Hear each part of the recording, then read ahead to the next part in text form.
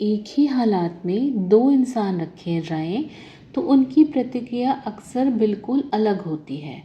एक कहता है जो होना था वो हो गया, अब क्या किया जा सकता है। दूसरा कहता है अभी कोशिश बाकी है, रास्ता ज़रूर निकलेगा। दोनों एक ही मुश्किल का सामना कर रहे होते हैं, लेकिन एक भाग्य के भरोसे रुक जाता है और दूसरा मेहनत के भरोसे आगे बढ़ता रहता है। सवाल यह है कि यह फ़र्क आता कहाँ से है? क्या सिर्फ सोचने का तरीका है या कुंडली में भी इसका कोई आधार छुपा है? आइए समझने की कोशिश करते हैं। बर्नार्ड वाइनर नाम के एक मनोवैज्ञानिक थे। उन्होंने एक थ्योरी दी थी, एट्रीब्यूशन थ्योरी। तो ये जो अवधारणा थी, इसमें उनका कहना था कि जब भी किसी इंसान के साथ कुछ अच्छा या बुरा होता है तो वो अपने दिमाग में उसकी वजह ढूंढता है और यह वजह किस तरह की खोजी जाती है, इसी से उसके आगे का व्यवहार तय होता है। कुछ लोग नतीजों की बजाय बाहरी और स्थिर चीज़ों को मानते हैं, जैसे किस्मत, हालात या दूसरों का व्यवहार। और कुछ लोग नतीजों की बजाय अपने अंदर की चीज़ों को मानते हैं, जैसे मेहनत, तैयारी या अपनी सोच।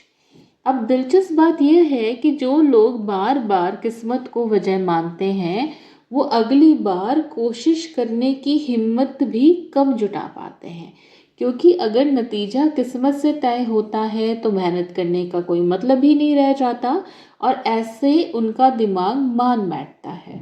इसी बात को एक और गहराई से समझने के लिए मार्टिन सेलिगमैन का काम देखना ज़रूरी है, जिन्होंने सीखी हुई लाचारी पर बरसों की रिसर्च की और उन्होंने पाया कि जब कोई इंसान बार बार ऐसे हालात से गुजरता है जहां उसकी मेहनत का कोई असर नहीं दिखता, तो धीरे धीरे उसका दिमाग यह मान लेता है कि कोशिश करना ही बेकार है और यहीं से भाग्य पर निर्भरता बढ़ने लगती है।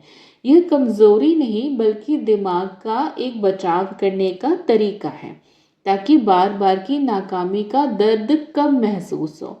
दूसरी तरफ अल्बर्ट बंडूरा नाम के मनोवैज्ञानिक थे, जिन्होंने अवधारणा दी थी सेल्फ एफिकेसी की, यानी अपनी काबिलियत पर भरोसा।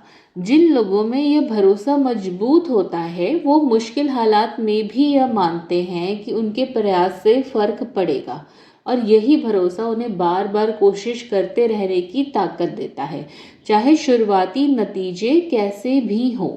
अब इसी फर्क को कुंडली की भाषा में देखते हैं।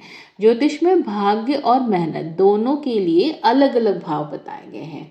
नवा घर, जिसे भाग्य भाव कहा जाता है, यह दिखाता है कि इंसान को बिना किसी खास प्रयासों के किस्मत, आशीर्वाद या परिस्थितियों से कितना सहारा मिलेगा।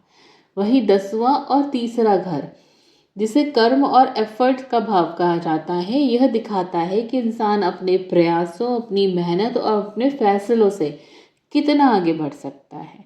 इन दोनों भावों के बीच संतुलन बनाने में सबसे अहम भूमिका निभाते हैं गुरु और शनि।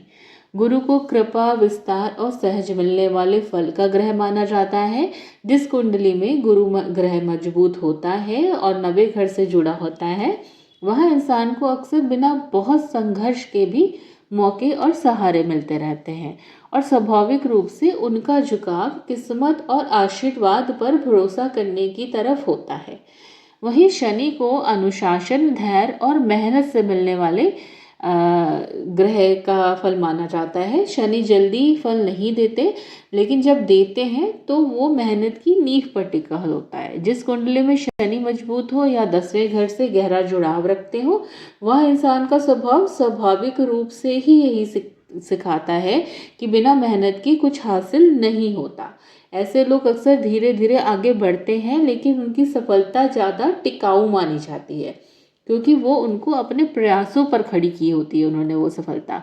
जब किसी कुंडली में शनि की दशा लंबे समय तक चलती है तो अक्सर देखा गया है कि इंसान को शुरुआत में संघर्ष का सामना करना पड़ता है, लेकिन यही संघर्ष उसे धैर्य और आत्मनिर्भरता सिखा देता है।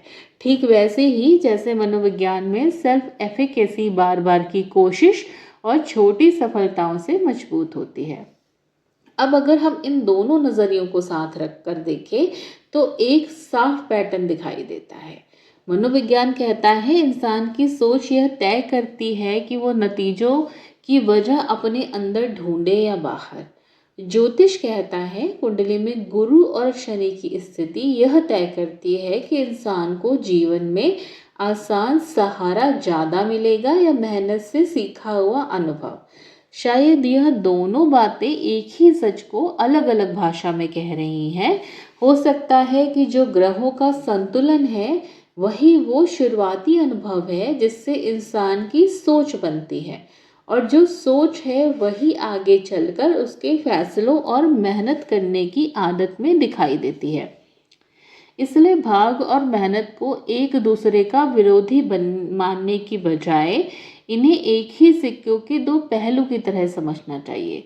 जिनकी कुंडली के दोनों भाव संतुलित होते हैं या तीनों भाव संतुलित होते हैं वो अक्सर सबसे स्थिर जीवन जीते हैं, ना बहुत भाग के भरोसे बैठते हैं, ना मेहनत को नजरअंदाज करते हैं। और शायद यही संतुलन है जो किसी भी इंसान को सबसे मजबूत बनाता है।